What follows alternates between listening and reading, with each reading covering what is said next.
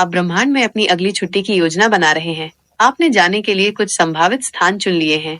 आपने अपना नक्शा चिन्हित कर लिया है और आपने किसी तरह अपने अंतरिक्ष यान को लगभग प्रकाश की गति से यात्रा करने के लिए भी तैयार कर लिया है। आपने ये कैसे किया? तो आप कैसे है? मुझे लगता है कि हम यहाँ जाते हैं। हालांकि इससे पहले कि आप यूं ही उड़ जाएं, कुछ महत्वपूर्ण बातें हैं जो आपको प्रकाश की गति के करीब पहुंचने के बारे में जाननी चाहिए। सबसे पहले बहुत सी अजीब चीजें हो सकती हैं, जैसे समय और स्थान का पूरी तरह से मुड़ जाना। उदाहरण के लिए, यदि आप लगभग प्रकाश की गति से चल रहे हैं, तो आपकी रॉकेट के अंदर की घड़ी के अनुसार आपको अपने गंतव्य तक पहुंचने में पृथ्वी पर एक घड़ी के कहने की तुलना में थोड़ा ही अधिक समय लगेगा। इसका अंतिम परिणाम ये होगा कि जबकि आपकी घड़ी आपके लिए सामान्य रूप से चलती रहेगी, आप घर की घड़ियों को आगे बढ़ते हुए देखेंगे और जब आप लौटेंगे तो और भी आगे बढ़ चुकी होंगी। इसलिए शायद आपको जाने से पहले अपने दंत चिकित्सक की मुलाकातों को पुनर्निर्धारित करना चाहिए। इसके अलावा, क्योंकि आप इतनी तेजी से जा रहे हैं, जो अन्यथा कुछ हाइड्रोजन परमाणु होते जिनसे आप टकराते, वे जल्दी ही बहुत खतरनाक कण बन जाएंगे। इसलिए आपके पास शायद ऐसी ढालें होनी चाहिए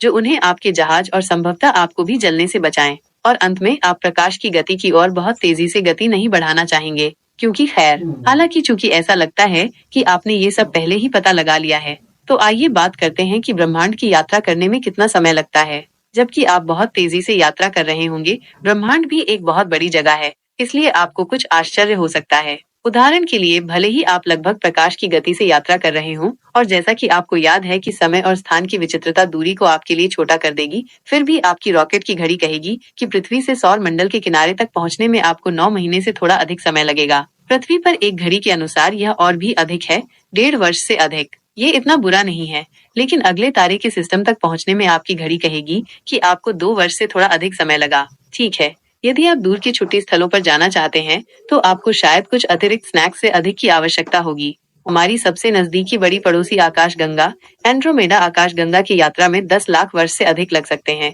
और सबसे दूर ज्ञात आकाशगंगा तक की यात्रा में 15 अरब वर्ष से अधिक लग सकते हैं, जो कि इतनी लंबी छुट्टी है जितनी मुझे नहीं लगता कि मेरे पास कभी होगी। बेशक, फिर से चूंकि प्रकाश की गति के जितना करीब आप पहुंचते हैं, समय उतना ही अजीब होता जाता है, आपकी वास्तविक यात्रा का समय उससे थोड़ा कम होगा। ये इस बात पर निर्भर करता है कि ये कुछ ऐसा है जिसके बारे में हम बाद में बात कर सकते हैं। किसी भी तरह, ये उन कुछ बड़ी चीजों का सार होना चाहिए जिनका सामना आपको लगभग प्रकाश की गति से यात्रा करने पर करना पड़ सकता है। लेकिन इस बीच अपनी सीट बेल्ट अवश्य बांध